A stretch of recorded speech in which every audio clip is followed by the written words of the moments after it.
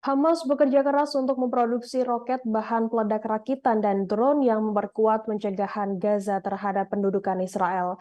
Upaya kerja keras ini berdampak besar pada pertumbuhan beberapa faksi perlawanan di Gaza karena sistem senjata dan teknologi serupa dapat dilihat dalam rekaman yang dirilis oleh kelompok-kelompok berbeda, sehingga bisa menyatukan berbagai ideologi demi tujuan bersama untuk membebaskan Palestina dari Zionis kolonialisme pemukim.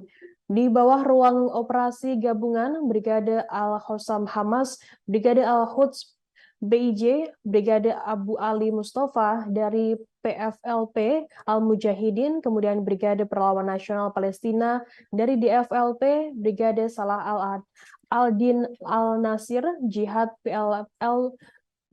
PFLP, GC Brigade Jibril, dan Brigade Syuhada Al-Aqsa Fatah antara lain bergabung untuk mengkonsolidasikan dan memperkuat perlawanan pilihan nasional Palestina. Brigade Al-Quds memamerkan serangkaian senjata dan sistem untuk memperingati ulang tahun ke-35 gerakan tersebut. Senjata yang dipamerkan yakni drone sayap, drone penyerang yang dapat digunakan sebagai amunisi berkeliaran untuk dikirim dari dalam misi kamikaze menimbulkan kerusakan parah pada posisi musuh, mirip dengan drone Kataf yang dikembangkan oleh pasukan sana. Drone Hudud dengan nama yang merujuk langsung ke burung Hopu Eurasia.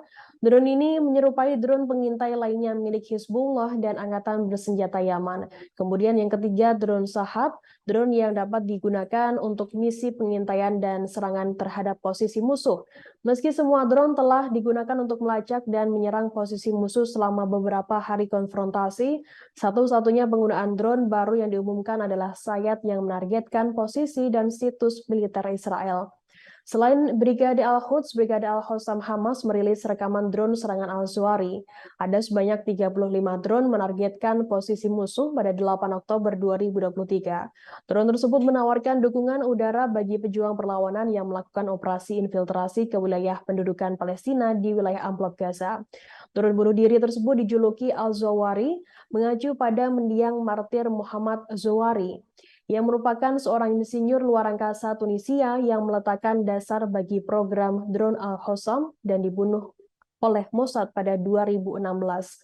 Brigade Al-Nasir Salah Al-Din juga menunjukkan penggunaan drone dalam konteks operasi Banjir Al-Aqsa, menerbangkan drone bertenaga 6 rotor yang membawa muatan bahan peledak, serta drone bunuh diri AQ yang juga menargetkan posisi musuh pada Oktober. Drone telah menjadi komponen penting dalam operasi Banjir Al-Aqsa, memberikan perlindungan bagi pasukan darat yang bergerak maju dan menghancurkan sistem senjata jarak jauh serta kendaraan lapis baja Israel. Selain drone, roket milik pejuang Hamas juga memiliki kecanggihan. Brigade Al-Hossam memperkenalkan Rajum Multiple Rocket Launcher dalam rekaman sinematik yang menunjukkan barisan beberapa peluncur yang menampung roket artileri 114 mm digunakan selama gelombang pertama serangan terhadap permukiman Israel dan militer. Peluncurnya berisi 15 slot yang menampung roket artileri 114 mm.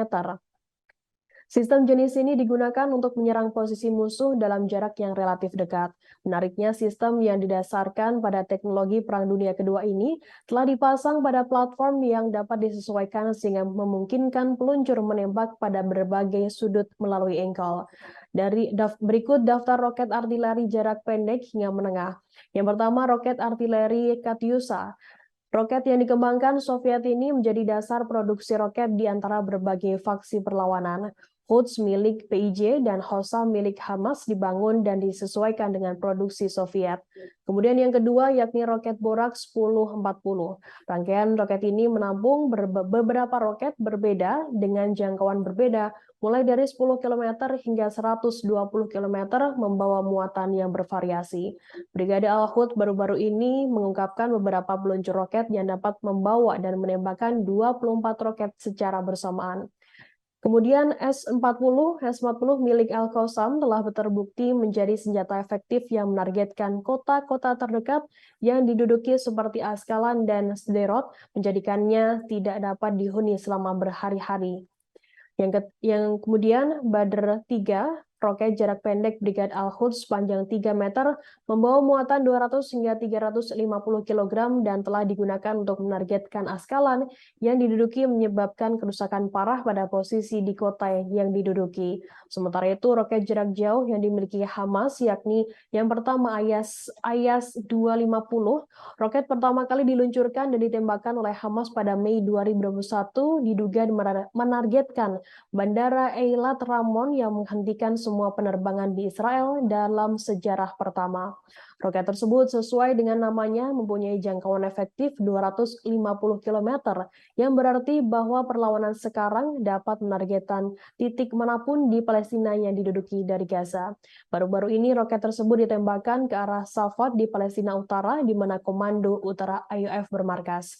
Yang kedua, roket Jafar, sebuah roket yang baru-baru ini diluncurkan oleh Brigade Al-Quds selama parade militer yang belum pernah terjadi sebelumnya pada tanggal 4 Oktober 2023. Pinggir roket ditandai dengan 3 tanda tanya yang biasanya dilukis dengan angka yang menunjukkan jangkauan roket, permainan pikiran yang sebelumnya digunakan dengan roket Ayas 250. Borak 60, 70, 85, 120. Borak 85 adalah yang paling mengancam Israel karena biasanya diluncurkan ke arah Tel Aviv. Varian ini memiliki diameter 220 mm dan membawa muatan 40 kg dengan jangkauan efektif 85 km. Kemudian yang keempat, M75, roket ini dinamai Martir Ibrahim Al-Mahadmeh dan dapat diluncurkan menuju Tel Aviv. Pada bulan Oktober 2023, roket tersebut telah digunakan secara signifikan karena Tel Aviv menjadi sasaran hampir setiap hari oleh perlawanan Palestina. Yang kelima yakni J-80. Roket Al-Hossam lainnya J-80 memiliki jangkauan lebih jauh dan muatan lebih besar daripada M75 dan dinamai Martir Ahmed Jabari, dan rudal ini pertama kali dikerahkan pada tahun 2014 seperti M75. Download Tribun X sekarang, menghadirkan lokal menjadi Indonesia.